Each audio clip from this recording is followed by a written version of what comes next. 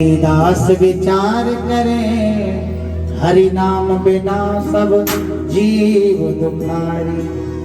हरि नाम बिना सब जीव दुखारी। राजू इस प्रकार से तुलसीदास जी महाराज कहते हैं कि हरि के नाम के बिना भजन के बिना सब जीव दुखारी हैं। दीन कहे धनवान सुखी, गरीब कहता धनवान सुखी है। धनवान कहे सुख राजा कुमारी, और धनवान व्यक्ति जो पैसे वाला वो सोचता है मैं तो कम सुखी हूं। जो विधायक है, जो प्रधानमंत्री है, जो राजा है, जो मुख्यमंत्री, वो ज्यादा सुखी है, मैं कम सुखी हूं। और राजा कहे कि मैं राजा सुखी नहीं हूं, विदेशी जो राजा है वो ज्यादा सुखी है, वहां ज्यादा धन है। मैं तो कम जनसंख्या का राजा हूँ, और विदेश में जो बहुत बड़ा राज्य है वहां पर बड़ा राजा है, वो ज्यादा सुखी होगा। राजा कहे महाराजा सुखी, महाराजा कहे सुख इंद्र कुमारी। महाराजा यानी पूरी पृथ्वी का राजा अगर कोई बन जाए, वो कहता मैं भी सुखी नहीं हूँ, मुझसे ज्यादा तो स्वर्ग के देवता इंद्र ज्यादा सुखी है। इंद्र कहे सुख चतुरानन तू, इंद्र कहे के मैं भी ज्यादा सुखी नहीं। सबसे ज्यादा सुखी तो ब्रह्मा जी होंगे, चार मुंह वाले ब्रह्मलोक के राजा है। कितना सुख उनको मिला हुआ है, पूरी सृष्टि को बना रहे हैं, मानव बना रहे हैं, जीव जंतु बना रहे हैं, पूरी पृथ्वी के भी राजा है। ब्रह्मा जी ज्यादा सुखी है। ब्रह्म कहे सुख विष्णु भारी, ब्रह्मा जी बोले मैं भी सुखी नहीं, मुझसे ज्यादा सुखी, मुझसे ज्यादा आनंद में रहते होंगे नारायण भगवान। उन्होंने जिन्होंने मुझे बनाया है वो ज्यादा सुखी होंगे। एक दूसरे के सुख को निहार महाराज, और अपने पास जो व्यवस्था है उसको छोटी मान रहे हैं, उस व्यवस्था से प्रसन्न नहीं है। और तुलसीदास जी महाराज कहते हैं कि तुलसीदास विचार करें हरि भजन बिना सब जीव दुखारी। हरि के भजन के बिना, भगवान के भजन के बिना सब संसार दुखी है महाराज, कोई सुखी नहीं। जिसने भगवान का नाम रूपी धन जिसके पास में है वही सुखी है। प्रेम से बोलो राधे राधे, जोर से बोलो। संसार में एक दूसरे को देख रहे हैं, कहते हैं महाराज सुखी वही है जो भगवान के चरण जिसने पकड़ रखे हैं। वर्णन आता कर्दम ऋषि हुए, कर्दम ऋषि के जहां उनकी पत्नी हुई देवहूति, देवहूति के यहाँ पर कपिल भगवान का प्रादुर्भाव हुआ, जिन्होंने अपनी माता को उपदेश किया, सांख्य शास्त्र का उपदेश किया, अपनी माता के प्रश्नों का जवाब दिया। एक दिन मैया ने विचार किया कि मेरा बेटा नारायण है, ऐसा मुझे वरदान मिला था पिछले जन्म में, और मेरा बेटा नारायण है, और मेरा बेटा बनकर के आए भगवान अपने पुत्र से अपने जिज्ञासा को पूर्ण करती हूँ। कर्दम ऋषि इतने तपबल थे, महाराज तप था उनके पास में, कि संसार में जैसे तुमने देखा हो किसी के जैसे घर है, महल है, तो महल पृथ्वी पर एक जगह टिका रहता है। उन्होंने ऐसे महल का निर्माण किया था कि महल वह आकाश में उड़ सकता था, पानी में तैर सकता था, पृथ्वी पे खड़ा हो सकता था। ऐसा महल बनाया था उन्होंने अपनी पत्नी के लिए। जब कर्दम ऋषि का विवाह हुआ था तो कर्दम ऋषि ने जब विवाह किया तो कहते विवाह करने के बाद में महाराज समाधि में चले गए। प्रेम से बोलो राधे राधे। अच्छा, हर पत्नी की ख्वाहिश होती कि मेरे पति देव मुझे कुछ उपहार ला के देवे, कुछ गिफ्ट ला के दे। पहली शादी होती है तो महाराज कर्दम ऋषि ने उपहार यही दिया कि समाधि में चले गए। पत्नी बोली लो, ये तो समाधि में चले गए, सेवा में ही कर। अब भैया रोज सेवा करें, उनकी 10,000 वर्ष की तपस्या में बैठ के महाराज, ऐसे तपस्या में बैठे 10,000 वर्ष बाद उनके नेत्र खुले महाराज, नेत्र खुले, आकर के देखा सामने मेरी पत्नी बैठी है। ये कौन है? भूल गए शादी भी हुई थी मेरी, ये भूल गए। बोले देवी तुम कौन हो? मैं तो तुम्हारी पत्नी हूँ। बोले कब तुम पत्नी कब बन गई मेरी? अरे महाराज तुम तो ध्यान में ऐसे गए, तुम सब भूल गए। मैं तुम्हारी पत्नी हूँ, विवाह करते तुम ध्यान में चले गए थे, पूजा करने गए वो ध्यान में लग गए, वही क्यों तपस्या में चले गए उस समय पर। अच्छा देवी तुमने मेरी बड़ी सेवा की, जब ध्यान में बैठे थे ना तो शरीर पर दीमक लगने लग जाती थी, चींटियां चढ़ने लग जाती, तो उनकी पत्नी उस समय पर सेवा करती थी, देवहूति। चींटियों को हटाना, पति को अपने एक वस्त्र लेकर के भिगो करके पति का शरीर पोंछ देना, बड़ी सेवा उन्होंने की अपने पति की। कहा देवी तुम 10,000 वर्ष अपने पिता के घर नहीं गई, यही मेरे सामने बैठी रही, सेवा करती रही। बोले स्वामी आपका ही घर तो मेरा घर है, अब मेरा पिता का घर तो उसी समय छूट गया था, आप ही मेरे लिए सब कुछ है। उस समय पर कहते हैं बड़े प्रसन्न हो गए, कहा तुमने सब कुछ अपने सुखों का त्याग कर दिया, वृद्धावस्था आ गई तुम पर, बड़ी बूढ़ी सी हो गई थी महाराज, सेवा करते करते बुढ़ापा आ गया था। उस समय बोले कोई बात नहीं, आप सरोवर में स्नान करो। जैसे सरोवर में स्नान किया, अपने तप बल से उनका नवयुवक शरीर बन गया महाराज, 16-17 साल की सी बन गया। और कर्दम ऋषि महाराज 20-21 साल के बच्चे के रूप में शरीर परिणत हो गया उनका। कहते हैं सुंदर से महल का निर्माण किया, महल में दोनों रहने लगे। कर्दम जी ने कहा था कि मेरे घर में जब एक बेटा हो जाएगा तो मैं घर छोड़ के चला जाऊंगा, भगवान का भजन करूंगा। बेटा तो नहीं हुआ, बेटी हो गई 9। प्रेम से बोलो राधे राधे।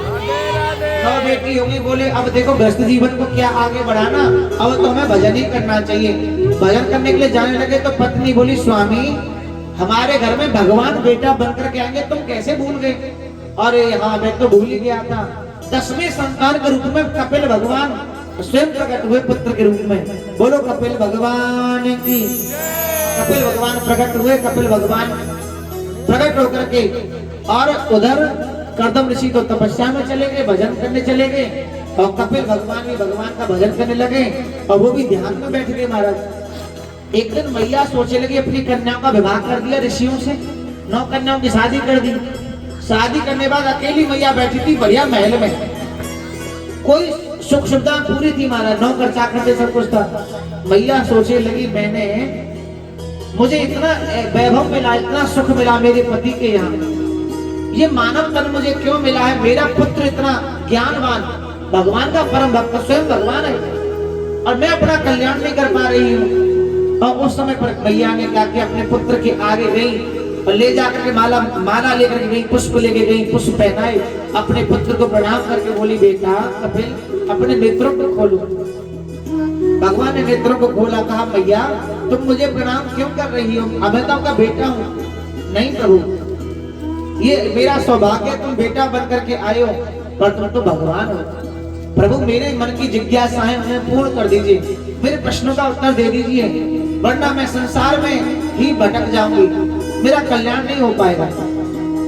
कर्दम ऋषि जी के पुत्र से आज प्रश्न किया है, तुष्टो अहम तव मानवे मान दाया सुस्त्रिया परमया परयाच भक्त्याय भक्त्या। प्रश्न किया बेटा मेरी जो इंद्रियां वो संतुष्ट नहीं हुई, तपस्वी पति मिले, 9 बेटियां मिली, आप जैसा बेटा मिला, पर मेरा मन संसार में भटक रहा है। मेरे मन को पुत्र किसी प्रकार से आप सद्मार्ग पर लेकर के चलो ना। उस समय पर कपिल भगवान ने क्या किया, अपनी मां को उपदेश करते हुए कहते देवहूति मैया से, मैया मन को तो मैया रोकना पड़ता है, ये मन कभी रुकता नहीं है, मन को साधना पड़ता है कि मन के हारे बन गए बन तज बस्ती माए, कहे कबीर मन लालची ये कहूँ ठहरत नाय। भैया ये मन तो ठहरता नहीं है, ये मन कभी कभी घर में झगड़ा हो जाता है तो पति कहते मैं तो महात्मा बनने जा रहा, हाँ कभी कभी पति अपनी पत्नी से बोलते महात्मा बनने जा रहा, और जैसे ही चले जाते हैं ना दूसरे दिन भागाते घर में, बोले जंगल में तो शेर बैठा था, मैं क्या करता वहां जाकर के। 2-4 दिन महाराज एक बात मैं बताएं, पत्नी की जो महिमा है ना उनसे पूछो जो कुंवारे और जिनको खुद ही नौकरी कर रहे महाराज, घर पे जाके कपड़े धोवे, भोजन बनावे, सफाई करे महाराज, जिनकी पत्नी हुए महाराज 10-5 दिन के लिए मायके भेजते हो, तब तुम्हें पता चलेगी पत्नी की क्या महिमा है। बेड शीट की चादर भी बदली ना जाएगी कई के दिन तक, गंदा ही घर पड़ा रहेगा। जो रसोई में जो बर्तन होते हैं ना, पूरी सिंक भर जाएगी, हमारा ढेर लग जाएगा 5-5 घटकों बर्तनों को। बर्तन धुलेंगे नहीं और निकल के आ जाएंगे बेड में थे धुले धुलाई नए बर्तन। हाँ, घर की व्यवस्था खराब हो जाती है। लक्ष्मी होती है पत्नी, घर की लक्ष्मी होती है हमारा। अपनी पत्नी को खूब सम्मान करना चाहिए। अच्छा, एक बात तुम्हें बताएं, संसार के पतियों से पूछो तुम्हारी पत्नी कैसी है जी, बोले हमारा बावली है। अच्छा ये बताओ तुम्हारे मित्र की पत्नी कैसी, हमारा बड़ी होशियार है वो तो।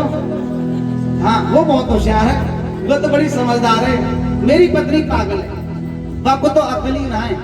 अच्छा, स्त्रियों से पूछो तुम्हारे पति कैसे, न बुद्धि ना, हमारा काम धाम को चुना करें, ऐसे धरे ने। अच्छा ये बताओ तुम्हारे पड़ोस में रहने वाले पुरुष कैसे, वहां बड़े बुद्धिमान है, वो तो देखो कितना बड़ा मकान बना लिया, ये तो कचूना करें। उन्होंने देखो कितनी बढ़िया कोठी बना ली, हमके बाद में आए किराए पे, बढ़िया मकान बना लिया हमसे अच्छा। तो भैया एक दूसरे को में सुख नजर आता है। जैसा भगवान देवे ऐसे ही खुश रहो महाराज, एक दूसरे को सम्मान करो। जो भी प्राप्त होता है आपके कर्मों से, आपके तप से प्राप्त होता है। संतुष्ट होना चाहिए उसी में, जिज्ञासा नहीं रखनी चाहिए, जिज्ञासा नहीं रखनी चाहिए ज्यादा। इस प्रकार से मैया ने प्रश्न किया, निर्वन्नाम नितराम भूमि असद इंद्रिय दर्शनात् येन संभाव्यमानेन प्रपानंदम तमा प्रभु। उस समय पर उन्होंने निवेदन किया, बेटा निर्वन्नाम नितराम भूमन, मेरा भूमि पर जन्म हुआ लेकिन मेरी इंद्रियां शांत नहीं है। ये संभाव माने न प्रपन्नाधम तम प्रभु, हे प्रभु किसी प्रकार से मेरे मन को शांत कर दो, मेरा मन गोविंद में लग जाए। भगवान ने कहा मैया आप अपनी इंद्रियों को जीतो, पहले अपने मन को भगवान से जोड़ दो। अगर मन को तुम भटकाओगी मैया तो तुम भी तुम्हारा जीवन भी भटक जाएगा। मन को एक मार्ग दे दो, मन को भटकने मत दो। मैया ने कहा कैसे रोकूं प्रभु, मेरे मन में मेरी जिह्वा ये कहती है कि सुंदर सुंदर भोजन करने को मिले, मेरे मित्र चाहते हैं कि मैं सुंदर सुंदर संसार को देखूं, मेरा मन नहीं लगता। भगवान ने कहा कि एक है साधे सब सजे, सब साधे सब जाए। एक परमात्मा, एक इष्ट में अपना प्रेम अधिक रखो, एक में इष्ट में ज्यादा प्रेम रखो और एक मार्ग को चुनो और उसी मार्ग में तन मन से लग जाओ। और परमात्मा को ऐसा मानो संसार झूठा है, संसार में कोई अपना नहीं है, परमात्मा ही अपना है। उनसे एक रिश्ता बनाओ मैया, एक रिश्ता होना चाहिए जिनसे हमारा संबंध होता है ना, उससे प्रेम ज्यादा होता है।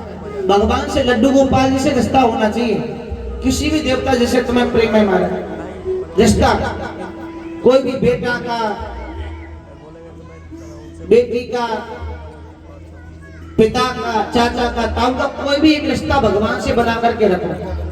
जब तुम भोजन करने बैठोगे अपने बेटाओं से, बेटी से कहो बेटा जाकर के आपके जो ताऊ जी उनका जाकर के भोग लगा के भगवान से रिश्ता बना रखा है ना, कुछ तो मान रखा है। आपके जो बेटा जो हमारे जो आपके भैया उनका जाकर के भोग लगाओ, उनको खिला के आओ, वो भूखे बैठे होंगे, उनका नाम रखना चाहिए। लड्डू गोपाल जी का नाम भी कुछ विशेष रहना चाहिए। जब हमारा संबंध जुड़ जाता है, प्रेम जुड़ जाता है, तब जाकर के हमारी भक्ति और बढ़ती है।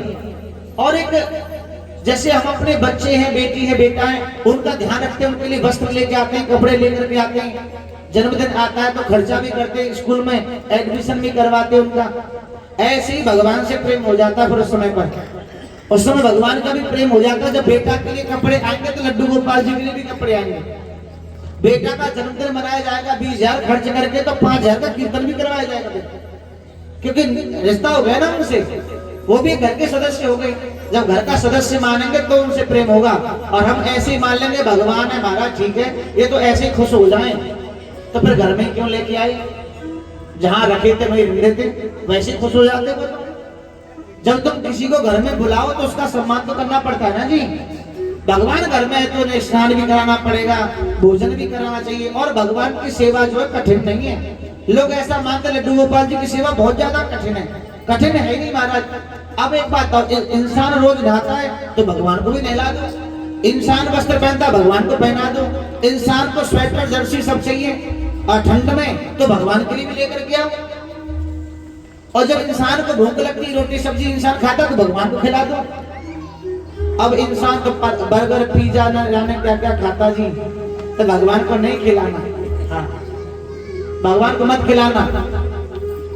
एक मैया के घर पर मैं गया महाराज, मैया ने क्या किया, वो चाउमीन मंगा रखी थी, चाउमीन। और चाउमीन ला के अपने बेटा से बोले जा भगवान को भोग लगा दे।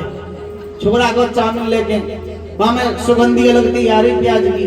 मैं रुक जाने छोरा मेरी सुन ले। बोले हाँ क्या हो गया? मैं लाला चाउमीन को भोग लगाना नहीं चाहिए भगवान को, भगवान ने चाउमीन तो कभी खाई नहीं। हाँ तो बोले तो क्या को लगा? मैं कि रोटी सब्जी को लगाओ, पानी को लगाओ, दूध को लगाओ। है दूध तुम बढ़िया से डालो, बादाम है बढ़िया भोग लगाओ भगवान का। भगवान जो भोग पाते वो जीव को पाना चाहिए, मनुष्य को पाना चाहिए। मनुष्य जो खाता है वो भगवान को नहीं खिलाना चाहिए। मनुष्य तो जाने क्या क्या खाता रहता है, इसलिए अपवित्र वस्तुओं का भोग नहीं लगाना चाहिए। ये सारी चीजें तो इंसान को मुबारक है महाराज। भगवान ने 56 भोग बनाए, खीर पूरी कचौड़ी दाल रोटी सब्जी, इतने प्रकार की सब्जियां। कोई भी सब्जी खाओ, दालें कोई भी खाओ, पकवान कोई बना कर खाओ, मना थोड़ी किसी बात की। घी दूध खाओ महाराज, खूब हष्टपुष्ट जूस पियो, ये पाने वाली चीज है। और चाउमीन में क्या मिलेगा? कछु नहीं मिलेगा महाराज। बर्गर में क्या कुछ भी नहीं है। शरीर बेकार हो जाएगा, बीमारी युक्त शरीर बन जाएगा। फास्ट फूड खाने से व्यक्ति का महाराज शरीर फूल जाता है, ताकत अंदर की कमजोर हो जाती है। शरीर अंदर से कमजोर होता है, बाहर से बलशाली दिखता है, शरीर अंदर से कमजोर होता है। सांस की बीमारी हो जाती है, बीपी लो होने लग जाता है, बीपी हाई होने लग जाता है। तो ये चीजें त्याग देने में ही भलाई है हमारा। जो एक बात बताओ, चाउमीन आती है 50 रुपए की और शरीर है अनमोल, करोड़ रुपए का शरीर है, तो 50 रुपए के चाउमीन पीछे शरीर खराब क्यों करो? नहीं खाना चाहिए, शरीर को पवित्र रखना चाहिए महाराज। अच्छा भोजन करो, बढ़िया आहार करो। और एक बात और कह देता हूं जब बात आ गई है तो, और जीव हत्या भी नहीं करनी चाहिए। हमारे ब्रज के संत कहते हैं कि सब्जी में अगर बाल आ जाए तो सब्जी को त्याग देते हैं, खीर में अगर बाल आए तो खीर त्याग देते हैं कि भाई इसे छोड़ दो, इसे खीर को नहीं खाएंगे, इसमें बाल आ गया। त्याग देते हैं हम उस वस्तु को जिसमें बाल होता है, और बड़े प्रेम से खाते उस वस्तु को जिसमें किसी का लाल होता है। उस जीव ने जन्म भी नहीं लिया, उससे पहले उसको खा गए महाराज। किसी भी जीव जंतु की हत्या नहीं करनी चाहिए। जैसे मनुष्यों को कष्ट होता है उंगली कट जाने पर, रक्त निकलता है, दर्द होता है, और किसी की गर्दन काटी जाए तो कितना तकलीफ होगी उसको। किसी की हत्या न करें, किसी को सताए नहीं महाराज। हमारा धर्म तो इतना परम पवित्र है कि चींटियों को चुगाया जाता है, चींटियों की सेवा की जाती है, मछलियों को चुगाया जाता है, भूखों को भोजन कराया जाता है। हमारे धर्म में किसी की हत्या करना नहीं सिखाया जाता महाराज। इसीलिए सब जीवों से प्रेम करना चाहिए। प्रेम से बोलो राधे राधे। कर लो प्रेम जगत में सभी से, कोई नहीं पराया है। धन दौलत माल खजाना ये तो प्रभु की एक माया है। ये तो माया है महाराज। माया महा ठगनी हम जानी, ये माया तो महा ठग है महाराज। इस माया के चंगुल में जो फंस जाता है महाराज वो निकल नहीं पाता है। एक बात और याद रखो मेरी, कभी जिंदगी में तुम्हें कभी लगे किसी के 10 रुपए भी कहीं गिरे हुए, कभी मत छूना उनको, उन पर तुम्हारा कोई अधिकार नहीं। सदैव अपनी मेहनत का ही धन लेना चाहिए, कभी फ्री का धन नहीं लेना चाहिए, पूरी मेहनत करके धन लेना चाहिए। और कभी भी कहीं किसी का धन गिरा है, सोना चांदी गिरा हुआ है, कभी उसे स्वीकार न करें। जिसका उसका उसे सौंप दे महाराज। किसी की वस्तु नहीं लेनी चाहिए। पर धन माटी समान, पर क्रिया मात समान। इतने पर हरि न मिले तो तुलसीदास की जमात। तुलसीदास जी अपनी जुबान देकर कहते हैं कि पर क्रिया मात समान, पर स्त्री को मां के रूप में देखो, और पर धन मिट्टी समान। किसी का सोना पड़ा है, चांदी पड़ा है, उस पर तुम्हारी दृष्टि नहीं होनी चाहिए। अपने धन पर खुश रहो महाराज, जो तुम्हें मिला है। ऐसा भाव जिसके मन में वो महाराज, भगवान मिलेंगे उसको। पवित्रता तो लेके आनी चाहिए जीवन में, भगवान जरूर मिलते हैं। प्रेम से बोलो राधे राधे। इस प्रकार से आज अपने पुत्र को आदेश दिया, और आदेश अपने कपिल भगवान ने अपनी मैया को उपदेश किया। उपदेश करने से देवहूति मैया का शरीर एक नदी में परिणत हो गया महाराज। भगवान से प्रेम हो गया, भगवान की भक्ति करने लगी, प्रेम की 10वीं अवस्था पर पहुंच गई, और मैया का शरीर एक नदी में बदल गया। नदी का नाम पड़ गया सिद्धदा। सिद्धदा नाम की नदी बन गई, जो कहते हैं गंगा सागर एक बार सारे तीर्थ बार बार। गंगा सागर में कपिल भगवान रहते महाराज। वहां जो जल है वो उनकी मैया के शरीर से बना हुआ जल है, जहां लोग स्नान करने के लिए जाते हैं। इस प्रकार से कपिल भगवान का वर्णन आता है। और आगे वामन भगवान की कथा में प्रवेश करूं उससे पहले जो है एक सुंदर से भजन में प्रवेश करते हैं। वृंदावन बिहारी लाल की, राधा रानी की। मेरे बांके बिहारी पिया, चुरा दिल मेरा लिया। आए हाय तूने ये क्या किया, ओए होए तूने ये क्या किया, चुरा दिल मेरा लिया। मेरे बांके बिहारी पिया, चुरा दिल मेरा लिया।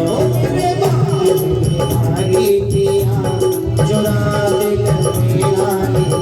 मेरे बांके बिहारी पिया, चुरा दिल मेरा लिया। ओए होए तूने ये क्या किया, आए हाय तूने ये क्या किया। ऐसे नहीं, खड़े होकर इसका भाव अटंतिल करना साथ में। ओए ओए होए तूने ये क्या किया, ओए होए तूने ये क्या किया, चुरा दिल मेरा लिया। मेरे बांके बिहारी पिया, चुरा दिल मेरा लिया।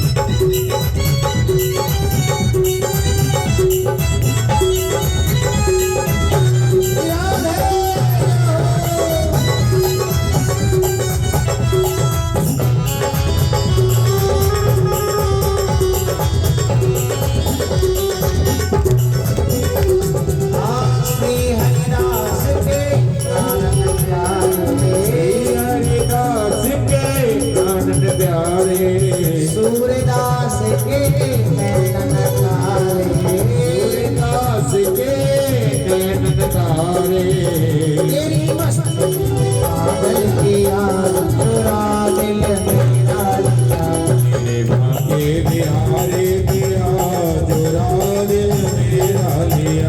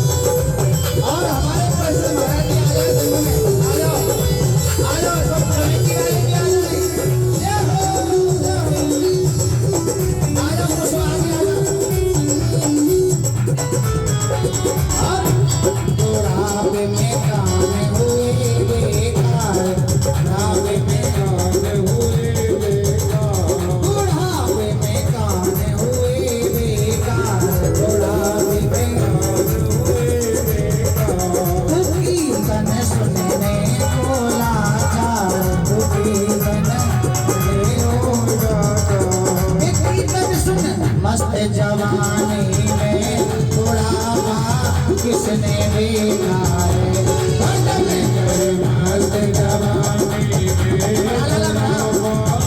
किसने देखा है भजन कर मस्त जवानी में बुढ़ापा किसने देखा है भजन कर मस्त जवानी में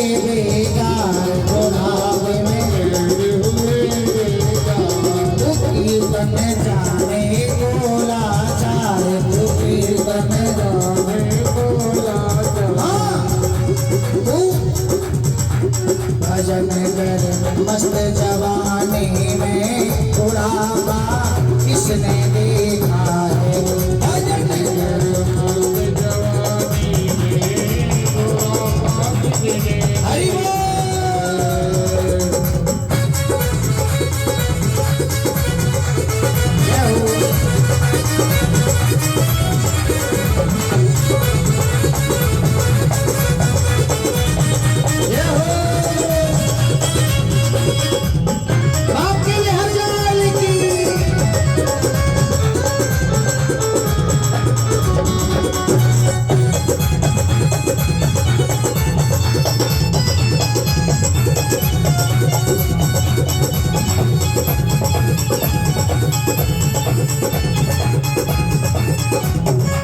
बुढ़ापे में आँख हुई बेकार बुढ़ापे में आँख हुई बेकार बुढ़ापे में आँख हुई बेकार तू दर्शन करने को लाचार तू दर्शन करने को लाचार तू दर्शन करने को लाचार तू दर्शन भैया दर्शन कर मस्त जवानी में बुढ़ापा किसने देखा है भजन कर मस्त जवानी में ओ भजन कर मस्त जवानी में बुढ़ापा किसने देखा है भजन कर मस्त जवानी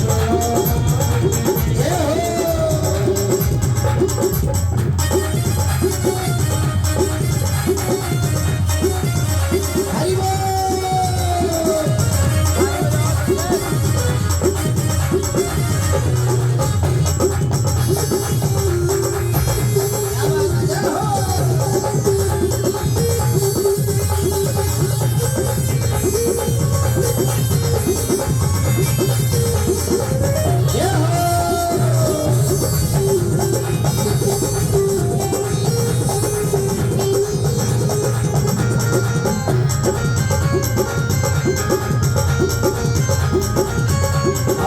बुढ़ापे में हाथ हुए बेकार बुढ़ापे में हाथ हुए बेकार तू सेवा करने को लाचार तू सेवा करने को लाचार बुढ़ापे में हाथ हुए बेकार बुढ़ापे में हाथ हुए बेकार तू सेवा करने को लाचार तू सेवा करने को लाचार सेवा कर मस्त जवानी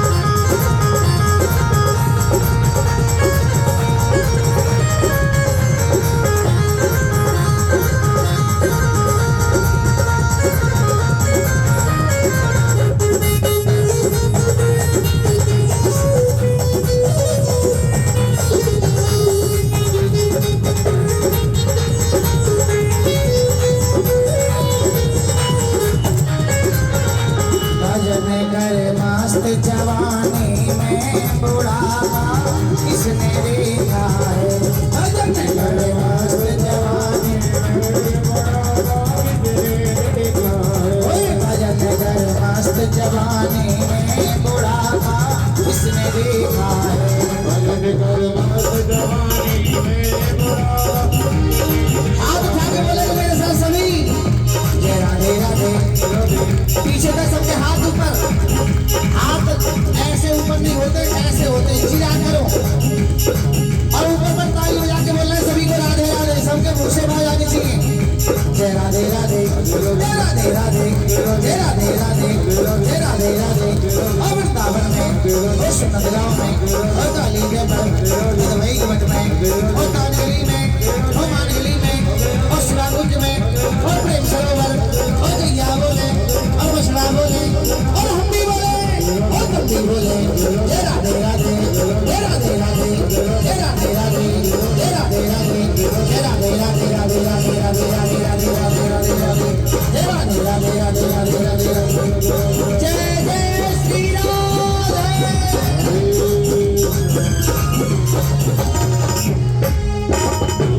बोलो ठाकुर जी महाराज की, कड़ेरा गांव के भक्तों की। अपना जयकार बड़ी जोर से लगाओ तुम, प्रेम से बोलो राधे राधे। इस प्रकार से कपिल भगवान का देवभूति मैया का प्रसंग और सुखदेव जी महाराज ने अनेक प्रसंग सुनाए।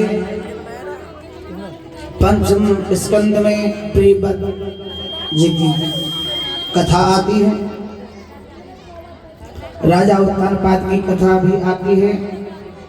उससे पहले उत्तानपाद राजा के यहाँ ध्रुव जी का जन्म होता है और ध्रुव जी ने अपने पिता का राज्य त्याग दिया था और भगवान के चरणों की ओर मुड़ गए थे, तपस्या की ओर मुड़ गए थे, भगवान की प्राप्ति की थी। और प्राप्ति करने से ध्रुव जी महाराज को 36,000 वर्ष की तपस्या, 36,000 वर्ष का राज्य मिला उनको, भगवान नारायण ने दिया उनको।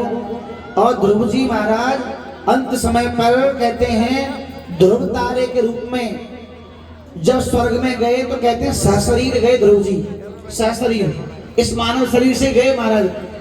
और आज भी आप ब्रह्म मुहूर्त में सुबह जगोगे 3 बजे तो ध्रुव जी महाराज ध्रुव तारे के रूप में नजर आएंगे। तो इस प्रकार से ध्रुव जी का कल्याण हुआ। पंचम स्कंद में कहते हैं प्रियव्रत जी कथा आती है, उनके यहाँ ऋषभदेव जी हुए, जड़भरत जी हुए। इस प्रकार से उनका वर्णन है विस्तार रूप से। और जड़भरत जी ने राजा रघुगण को उपदेश किया, राजा रघुगण का कल्याण किया। और आगे भागवत कथा में ही अजामिल जी की कथा आती है। अजामिल नाम का षष्ठम स्कंद में एक ब्राह्मण था जो अजामिल नाम का था महाराज, और भगवान की भक्ति क्या करता था, लेकिन उससे भूल हो गई एक दिन। प्रेम से बोलो राधे राधे, जोर से बोलो। एक दिन वह ब्राह्मण जब जंगल में लकड़ी लेने के लिए गया यज्ञ के लिए, तो वहां पर उसे एक गणका नजर आ गई। उस गणका से प्रेम हो गया, प्रेम हो गया महाराज, शादी कर ली गंधर्व विधि के द्वारा। इसका मतलब है कोर्ट मैरिज कर ली महाराज, लव मैरिज बोलते हैं ना उसको। मंदिर में शादी कर लेना, माता पिता को पूछना नहीं, अपने आप खुद जाके शादी कर लेते हैं बच्चे, वो गंधर्व विधि है महाराज। शादी कर ली महाराज, विवाह कर लिया, विवाह करने के बाद उसे लेकर के आए। और जब लेकर के आए अजामिल ब्राह्मण, और तो पत्नी ने बोला देखो जी ज्यादा धन कमा के लाओगे तो गणका थी वैश्या थी महाराज, बोले ज्यादा धन कमा के लाओगे तो साथ में रंगी बनना छोड़ के चली जाओ महाराज। पूजा पाठ करने जावे कोई पूजा ना करावे, कहे महाराज ये तो ब्राह्मण पवित्र है, इससे कौन पूजा कराए। माता पिता ने ठुकरा दिया कि हमारी बिना मर्जी के तूने शादी की तो ये स्वीकार नहीं करेंगे, और वो भी गणका से विवाह किया तूने। अब तो महाराज अजामिल जी को घर से बाहर निकाल दिया, जंगल में जाकर के रहने लगे। गणका से इतना प्रेम हो गया, धन कमाने गए तो महाराज धन नहीं कमा पा रहे थे, उसकी पूर्ति के लिए तो चोरी करना शुरू कर दिया। चोरी करके लाते, लूट पाट करके लाते, धन ला करके वैश्या के आगे रख देते, कहते कि और चीज तो अल्लाह करके दूंगा पर मुझे छोड़ के मत जाना। एक दिन की बात, कुछ संत महात्मा जो है अयोध्या से वृंदावन जा रहे थे। उन महात्माओं ने देखा कि भैया रात्रि हो गई है और रात्रि में कहीं जंगल के हिंसक जीव जंतु हैं, मेरे कई शिष्यों पे कहीं क्षति ना पहुंचा दें, शरीर नष्ट ना कर दें, कष्ट ना दे दें। तो गुरुजी ने क्या किया, बेटा एक काम करो, आप इसी गांव में आज रुक जाते हैं। अजामिल के गांव में रुक गई। किसी से पूछा, भैया यहाँ कहीं कोई पवित्र ब्राह्मण का घर है जिसके घर हम जाकर के भोजन कर सके, जहाँ ठहर सके आज की रात्रि। तो बच्चे जो जंगल में, जो घरों में, जैसे गली में कुछ बच्चे ऐसे होते हैं उद्दंडी उद्यमी टाइप के, उन बच्चों ने कह दिया कि हाँ हमारे यहाँ पंडित जी बहुत बढ़िया है, एक उनको नाम है अजामिल, इतनी सेवा करें वो ब्राह्मणों की तो कुछ पूछो मत, संतों की बड़ी सेवा करते हैं, मतलब संतों को डांट फटकार लगाएगा। तो इस प्रकार से बच्चों ने विनोद में मजाक में महाराज अजामिल का घर बता दिया। अजामिल के घर जैसे ही पहुंचे तो अजामिल चोरी करने के लिए गया था। उस समय प्रेम से बोल राधे राधे, चोरी करने गया था और वहां से अजामिल के दरवाजे पे जाके दरवाजा का वो खटखटाया तो कहते हैं अजामिल की पत्नी निकल के आई। कहा, महात्मा जी आप मेरे घर पे आए, मुझे अच्छा लगा, बताओ मैं आपकी क्या सेवा करूं। बेटा हम 5-6 मूर्तियां हैं, हम संत हैं और आज रात्रि हो गई है बेटा, हम आज क्या आप ब्राह्मण का घर है ये, हम आज रुकना चाहते हैं बेटा, और जो प्रसाद बन सके भगवान का वो बना के खिला देना। गणका बोली, हे महात्मन मेरा घर तो अपवित्र है, मेरे घर में मैं तुम्हें भोजन नहीं करा सकती, मेरे स्वामी जो हैं वो चोरी करते, लूटपाट करते, लूट करके लाते, लोगों को लूट लेते, सबको ऐसा कार्य करते, मैं तुम्हें भोजन कैसे करा सकती हूँ, मैं आपको सूखा भोजन दे देती हूँ, मेरे आप जो है और बना करके पा लीजिए प्रसाद। और रही ठहरने की बात, मुझे ठहरने से घर में तुम ठहरोगे मुझे कोई तकलीफ नहीं, पर मेरे स्वामी तुम्हारा अगर अपमान करेंगे तो मुझे बुरा लगेगा। वो किसी महात्मा से प्रेम नहीं करते, वो सबका अपमान कर देते हैं। ऐसा जब सुना तो कहा, बेटी कोई बात नहीं, तेरे घर के आगे जो बट वृक्ष है वहीं पर हम प्रसाद बनाएंगे, कीर्तन करेंगे, वहीं बना करके वहीं विश्राम कर लेंगे। हाँ बाबा आप मुझसे सूखा भोजन ले लीजिए। आटा दे दिया, सब्जी वगैरह सब दे दी महाराज, लकड़ी ला करके, संविदा ला करके महाराज कुछ, और वहीं प्रसाद बनाने लगे। 2-1 आध मूर्ति ढोलक तबला लेके बैठ गए भजन करने के लिए, कोई झांझ मजीरा लेके बैठ गए बच्चे जो थे शिष्य के रूप में, और इधर टिक्कर बन रहे, प्रसाद बन रहे, महात्मा का तो भोजन ऐसे ही बनता है, और इधर कीर्तन चल रहा है। और कीर्तन करते करते कहते हैं अजामिल को पता चल गई, छेड़ दियो माइक, सही है, अजामिल को पता चल गई और अजामिल आ गया महाराज घर पे, और अजामिल ने आकर महात्मा से बोली, भैया महात्मा जी आपको मेरे घर के आगे किसने बिठाया, कीर्तन चल रहा था उस समय। अजामिल ने आकर के महाराज बड़े बड़े नृत्यों से आए, डरावने नृत्यों से डराता हुआ। महात्मा जी बोले, भैया तेरी पत्नी ने कही थी कि मेरे घर के आगे बैठ के तुम कीर्तन कर ले और मेरे घर के आगे बैठ के तुम भोजन बना लो। तब बैठ गए भैया हम, अच्छा अभी उठो, अभी जाओ मेरे घर के आगे से, मुझे ये भगवान का नाम बिल्कुल पसंद नहीं है, मुझे बिल्कुल पसंद नहीं कोई भगवान का नाम ले, मैं तो डाकू हूँ, चोर हूँ, मैं तो, मुझे पसंद नहीं है। गुरुजी के जो चेला थे बोले, गुरुजी खिसक लो यहाँ से, कोई भरोसा नहीं है इसका, कब लड़ने लग जाए, प्रेम से बोलो राधे राधे, हाँ कब लड़ने लग जाए, दुष्ट प्रवृत्ति का है। तो अजामिल ने उस समय पर झांकी तैयार है, और उस समय पर अजामिल ने क्या किया, अजामिल को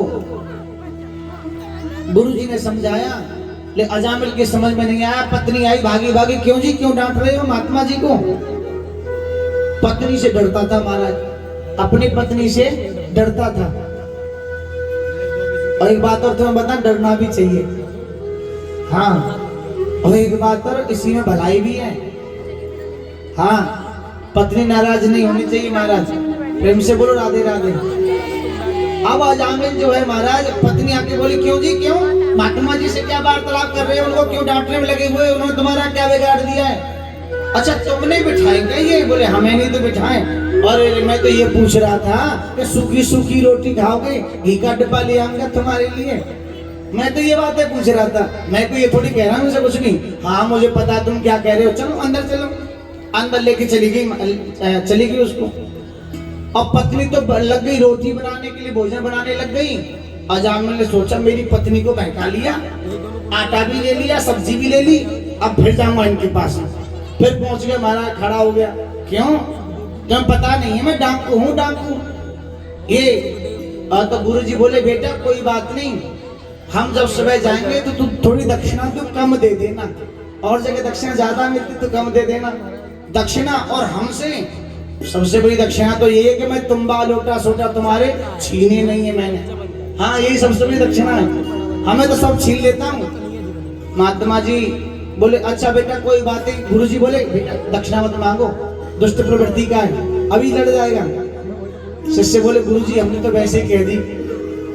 अच्छा एक काम करो बेटा, अजामिल हम प्रातःकाल होते चले जाएंगे, आप चिंता ना करो किसी बात की।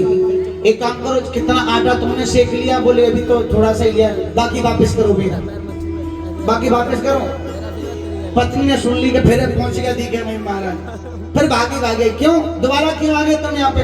अरे मैं तो ये पूछने आया था साग सब्जी की कम तो नहीं पड़ रही है और ला के दूं तुम्हें। पत्नी बोली मुझे पता है तुम परेशान करने आ रहे हो, लेकर के चलेगी पत्नी और जाके किवाड़ लगा दी कि दोबारा निकल के चला ना जाएंगे। और महाराज इधर ब्राह्मण ने महात्मा ने भोजन पाया। भोजन पाते समय गुरुजी के मन में आया, अपने शिष्यों से कहा बेटा हमने इस अजामिल का भोजन किया है, इस अजामिल का कल्याण होना चाहिए, इसका कल्याण होना चाहिए, इसको ऐसा आशीर्वाद देंगे। चेला बोले गुरुजी खिसक लो जल्दी से जल्दी जाके, कछु भरोसा ना जाने कब लड़ गए आ जाए। गुरुजी बोले नहीं कल्याण तो करके जाएंगे इसका, चाहे कुछ भी हो जाए, चाहे हमें जान से मार दे भाई। सुबह होते ही अजामिल को बुलाया, उसकी पत्नी को बुलाया, कहा बेटा तुम्हारी कितनी संतानें हैं? बोले गुरुजी मेरी 9 संतानें हैं। बेटा 10वीं संतान तेरी अगर हो तो अपने पुत्र का नाम तू नारायण रख देना। वो बोली गणका बोली देखो मैं तो रख दूंगी पर मेरे ये देवता जो खड़े हैं स्वीकार नहीं है। तो देवता बोले महाराज क्यों? नारायण को नाम रखेंगे, हमें भगवान का नाम बिल्कुल पसंद नहीं है, हम तो चिंटू पिंटू टिंटू घंटू ये सब रखेंगे महाराज, ऐसे नाम पसंद है हमको, तो हमने रखेंगे भगवान का नाम बिल्कुल, कोई और नाम बताओ तो रख सकते हैं। तो पत्नी बोली क्यों ये बात बताओ तुम, मैंने तुमसे कभी कुछ नहीं मांगा, एक बात महात्मा जी की मान ही लो ना, तुम इतनी जिद करने लग जाते हो। अच्छा तो तुम कहती तो चलो रख लेंगे कि बच्चे का नाम नारायण। अपनी पत्नी के कहने पर, गुरु जी के कहने पर नारायण नाम रख लिया।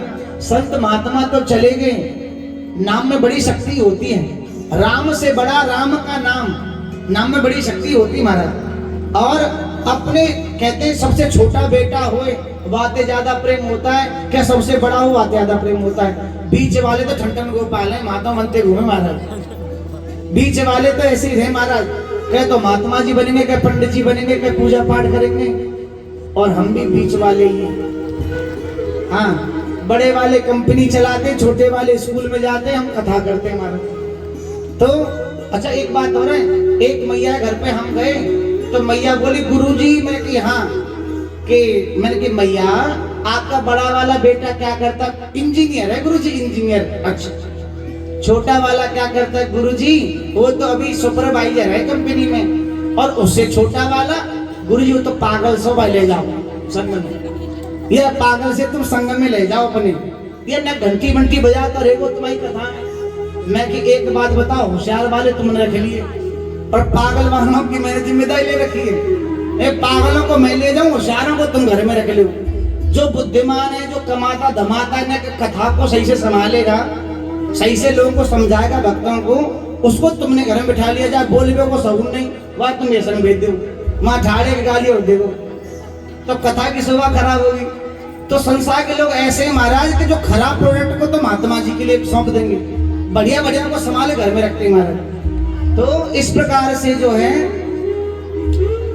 कभी भी किसी भी विशेष अनुष्ठानों के लिए, कभी भी धर्म के मार्ग पे कभी चलना पड़े तो पवित्र व्यक्ति को, पढ़ा लिखा व्यक्ति चलना चाहिए महाराज, समझदार होना चाहिए। ये धर्म का मार्ग पागलों का नहीं है, जिनको बुद्धि नहीं है, जिनको विवेक नहीं है, ये तो ज्ञानियों का मार्ग है। जब ज्ञानी व्यक्ति किसी पद को प्राप्त करता है तो धर्म की ध्वजा को लहराता है और अज्ञानी व्यक्ति, मूर्ख व्यक्ति किसी पद को प्राप्त करता है, धर्म की गद्दी पर बैठता है तो अधर्म को फैलाता है महाराज। इसलिए ज्ञानियों का मार्ग है महाराज जी, पापियों का नहीं, कम बुद्धि वालों का नहीं, बुद्धिमान बत्ताओं का, जो बुद्धिमान है, जो विवेकशील है, ऐसे लोगों का मार्ग है महाराज। जिसकी इंद्रियां पूर्ण हो गई हैं, जिसने मन को समझा रखा है, जो इंद्रियों पर जिसने विजय प्राप्त कर रखी है, ऐसे व्यक्ति को धर्म के मार्ग पर चलना चाहिए। अगर कभी कभी व्यक्ति की विवाह नहीं हो पाता तो सोचता महात्मा बन जाए, और महात्मा ऐसा व्यक्ति बनेगा जिसका विवाह नहीं हुआ तो महाराज वो तो कुदृष्टि डालेगा हर एक स्त्री पर, हर कन्या पर कुदृष्टि डालेगा अपनी, क्योंकि उसने काम वासना उसके मन में थी, विवाह किसी ने किया नहीं तो चल दिए महात्मा बनने के लिए। नहीं महाराज, अगर विवाह की अगर हृदय में इच्छा है तो घर में रह करके माता पिता के चरणों में सेवा करते हुए विवाह करना चाहिए।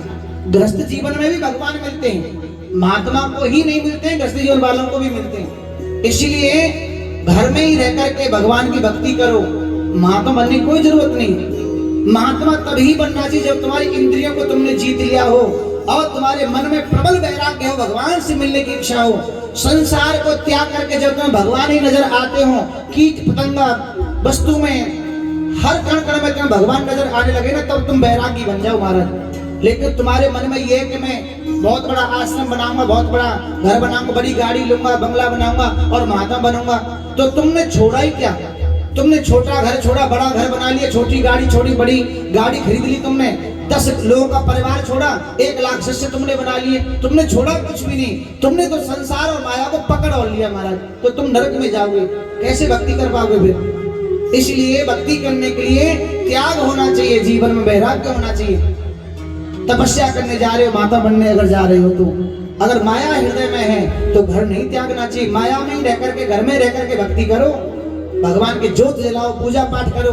कई संत महात्मा घर पे आए, उनका आदर सत्कार करो, अपने नगर में, अपने गांव में, अपने परिवार में भागवत कथा कराओ, कीर्तन कराओ, राम कथा कराओ, भगवान की जय जयकार कराओ। पवित्र ब्राह्मण को, योग्य ब्राह्मण को बुला करके कथा सुननी चाहिए। तो इस प्रकार से करने से गृहस्थ जीवन वाले का घर भी पवित्र हो जाता है महाराज। आपको माता बनने की किसी को जरूरत नहीं, भगवान जब आते हैं तो गृहस्थ जीवन में ही तो आते हैं। किसी माँ के गर्भ से जन्म लेते हैं, किसी पिता के आंगन को पवित्र करते हैं, भगवान तो पवित्र घर में ही जन्म लेते हैं महाराज, गृहस्थ जीवन में ही आते हैं। प्रेम से बोलो राधे राधे, बोलो वृंदावन बिहारी लाल की। और अजामिल ने पुत्र का नाम नारायण रखा। एक दिन की बात, पुत्र दूर खेल रहा था, प्राण खींचने के लिए, प्राण निकालने के लिए यमराज आ गए और उस समय कहते अपने पुत्र को पुकारा है, अरे पुत्र नारायण मेरी रक्षा करो, पुत्र नारायण मेरी रक्षा करो। और पुत्र तो नहीं आया क्योंकि दूर खेल रहा था। दूरे क्रीड़े काम शक्तम, पुत्र नारायणम, अपने पुत्र को पुकारा था पर पुत्र नहीं आया, पुत्र खेलने में मग्न था। और उतनी समय में ही भगवान के पार्षद प्रकट हो गए।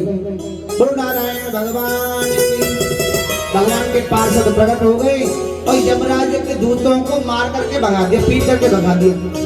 यमराज के दूत बोले इसे हम लेने आएंगे, महापापी है, इसे नरक में डालेंगे। भगवान के पार्षद बोले पहले पापी था, अब ये भक्त बन गया तो भगवान का नाम लिया, अब आप इसे लेके नहीं जा सकते। दोनों में झगड़ा हुआ, एक बोला लेके जाएंगे, एक कह रहे छोड़ के जाएंगे। झगड़ा हो गया, भगवान के पार्षदों ने यमराज के दूतों को पीट के भगा दिया महाराज। ये सारा दृश्य किसने देखा? अजामिल ने। अजामिल ने जब ये दृश्य देखा, अजामिल की बुद्धि बदल गई। अजामिल ने विचार किया कि मैंने भगवान का नाम अपना पुत्र का नाम रख करके लिया था, तब मेरे लिए भगवान के पार्षद आए। अगर भगवान का नाम मैं स्वयं अपनी इच्छा से, भक्ति से लेता, भगवान को ही पुकारता, तो पार्षद नहीं भगवान स्वयं प्रकट हो जाते, स्वयं प्रकट हो जाते मेरे सामने। और उसी समय पर उसके अंदर वैराग्य आ गया, भगवान की भक्ति में लग गया और अजामिल ने अपना कल्याण कर लिया। बोलो बांके बिहारी लाल की। यमराज के दूत गए यमराज के पास में जाकर के बोले, लो महाराज, आज हम अपनी नौकरी को इस्तीफा दे रहे हैं, छोड़ रहे हैं आज से अपनी नौकरी को। यमराज बोला क्यों क्यों छोड़ रहे हो? बोले इसलिए छोड़ रहे हैं, पापी को लेने गए थे, हमारी पिटाई और हो गई। यमराज बोले देखो ध्यान करो, आज के बाद में जो मेरी कथा सुनता है, जो भगवान की कथा सुनता है, जो प्रभु का नाम लेता है, जो चंदन लगाता है, तिलक लगाता है, कंठी गले में पहनता है तुलसी की, जो हाथ में कलावा बांधता है, जो अपने धर्म का पालन करता है, ऐसे भक्त को लेने तुम कभी मत जाना। जो भगवान का नाम नहीं लेता है, दिन भर पाप करता है और बिना नहाए खाने बैठ जाता है, और अपने माता पिता को गाली देता है, सास ससुर की जो सेवा नहीं करते हैं, ऐसे को लेने के लिए जीव को तुम जानो। तो यमराज के दूतों को ये सेवा मिली हुई है। जो धर्म के मार्ग पर नहीं है, उन्हें यमराज के दूत लेने आते, नरक में ले जाके डालते हैं। और जो भगवान के भक्त हैं, जो भगवान के नाम से जगते हैं और भगवान का नाम लेकर के सोते हैं, उन्हें भगवान लेने करके आते हैं, उन्हें भगवान लेने आते हैं। इस प्रकार से अजामिल का कल्याण हुआ। बोलो ठाकुर जी महाराज की। और इधर कहते हैं समुद्र मंथन समय हुआ। समुद्र मंथन में अनेक रत्न निकले और उस समय पर कहते हैं धनवंतरी जी अमृत कलश लेके निकले थे और अमृत देवताओं को पिलाया गया और राक्षस अमृत से वंचित रह गए। क्रोध के कारण उन दोनों में युद्ध छिड़ गया। कहते हैं देवता जो है मर तो सकते नहीं थे अमृत पीने से, और उस समय पर उन्हें परास्त किया जा सकता था। तो इधर देवता हार जाते हैं और पाताल लोक के राजा राजा बलि बन जाते हैं। झांकी को लेकर क्या, पाताल लोक के राजा राजा बलि बन जाते हैं। और राजा बलि के राजा बनने पर एक दिन की बात राजा बलि ने अपने गुरुजी से पूछा, गुरुजी जरा ये बताओ कि मैं ऐसा क्या कार्य करूं जिसके करने से मैं तीन लोक का स्वामी बन जाऊं, त्रिलोकीनाथ बन जाऊं सदैव सदैव के लिए। तो देवताओं को परास्त कर दिया था। ब्रह्मलोक का भी राजा वो बन चुके थे स्वयं राजा बलि। और उस समय उनके गुरुजी ने कहा बेटा तीन ही मार्ग है जिससे तुम बन सकते हो। क्या क्या मार्ग बताए? पहला मार्ग यह है कि गौ माता की सेवा करो, दूसरा मार्ग यह है ब्राह्मणों की संतों की सेवा करो, और तीसरा मार्ग यह है कि दरवाजे पर कोई क्यों ना आए उसका सदैव सम्मान करो। तीन मार्ग बता दिए। बड़ा प्रसन्न हुआ, सेवा शुरू कर दी उसी दिन से। गौ माता को स्वयं अपने हाथों से चारा खिलाने जाता है, इतनी सेवा करता है राजा बलि। संतों के चरणों में प्रणाम करता है मस्तक झुका करके, खूब यज्ञ करता है, खूब दान करता है। 99 यज्ञ उसने कर लिए। 100वां यज्ञ पर गुरुजी बैठे हुए राजा बलि। अब इधर बृहस्पति जी ने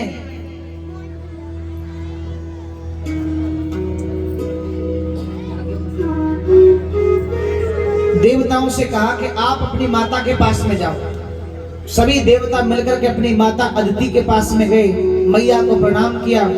मैया हम सभी देवता जो है स्वर्ग विहीन हो गए, हमारा स्वर्ग हमें दोबारा मिल जाए। मैया ने अपने पति से कहा, पति ने पयोव्रत बताया और पयोव्रत मैया ने किया, जिसके कारण से मैया के यहाँ गर्भ से एक बालक ने जन्म लिया और नाम पड़ा वामन। बोलो वामन भगवान की। वामन भगवान का प्रादुर्भाव हुआ और वामन भगवान का प्रादुर्भाव होते ही कुछ समय बाद मैया ने उन्हें 4 अंगुल की कौपीन पहना दी, दिशाओं ने छत्र दे दिया, गुरुजी ने कमंडल दे दिया भिक्षा लेने के लिए, और सुंदर श्रृंगार करने के बाद में महाराज और गले कंधे पर जनेऊ डाल करके, गले में माला डाल करके, सुंदर कौपीन पहन करके महाराज आज वामन भगवान राजा बलि के दरवाजे पर भिक्षा लेने गए। महाराज आइए वामन भगवान की झांकी आने वाली आप सबके बीच में। और उससे पहले आप सभी को मैं कल के बारे में कुछ बता देता हूं।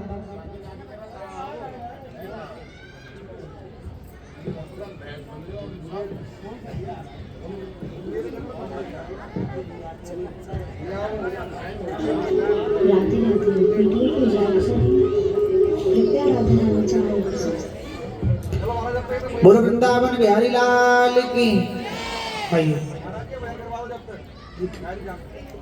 आयु सुंदर से भजन का आनंद ले। बोलो राधा रानी की, कृष्ण कन्हैया लाल की।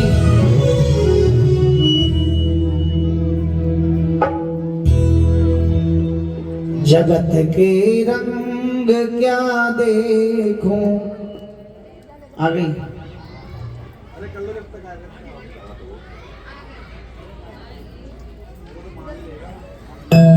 ऐसे ले आओ, पहले सीधे मेरे पास में ले आओ।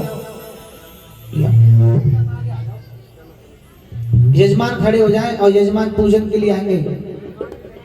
राजा बलि आज बामन भगवान का पूजन करने के लिए आए और जो यजमान है हमारे वो पूजन करेंगे बामन भगवान का। कुर्सी लाओ, कुर्सी उधर की आसन लाइए। बोलो बामन भगवान की, जोरदार ताली बजाएं बामन भगवान के लिए, सुंदर झांकी है।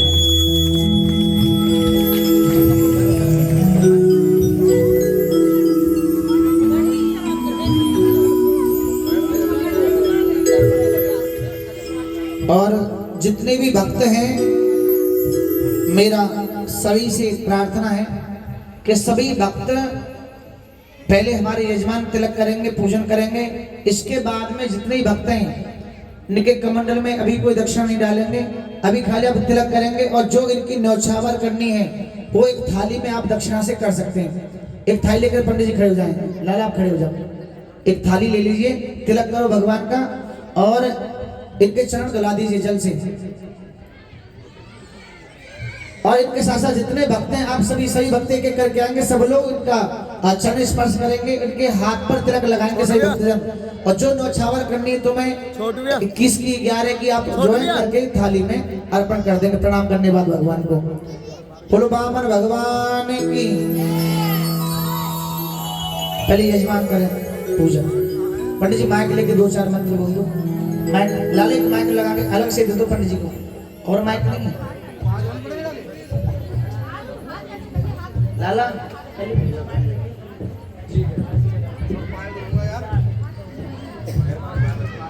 सभी पूजन करें भगवान का। ओम द्यौः शान्तिरन्तरिक्षं शान्ति पृथिवी शान्तिरापः शान्तिरोषधयः शान्ति वनस्पतयः शान्ति विश्वे देव शान्ति ब्रह्म शान्ति सर्वगुण शान्तिः। आदित्या विश्व रुद्रा विश्वे देवा सपैतृकः तिलकन्ते प्रयक्षन्तु धर्मकामार्थसिद्धये। बेटा हटियो।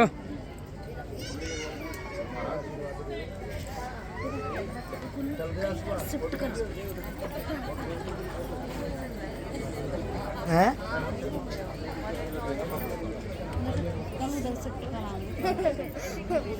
उधर से शिफ्ट होने पे फोटो टेढ़ी आएगी, इसलिए उधर ही करने का, पहले दिन ही उधर ही करते, लेकिन उधर नहीं हो पाएगा। इधर से धूप आती है सीधी, धूप में खड़े हो जाना। हाँ जी आइए, पहले यजमान लोग तिलक कर लें।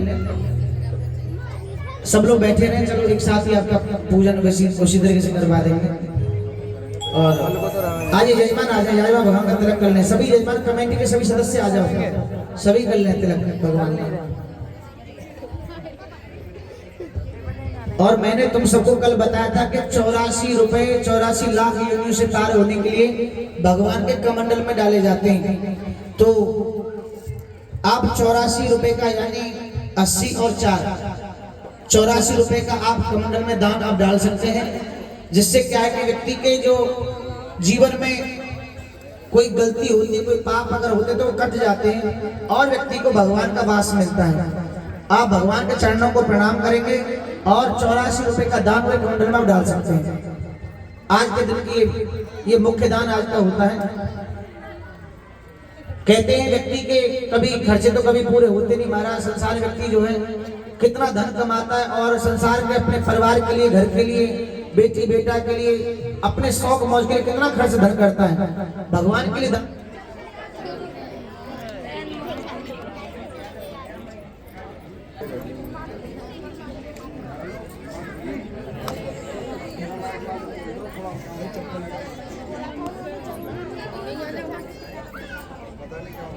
तिलक कर ले सब लोग। जो दक्षिणा तिलक की वो अलग है और जो 84 रुपये वाली वो अलग है।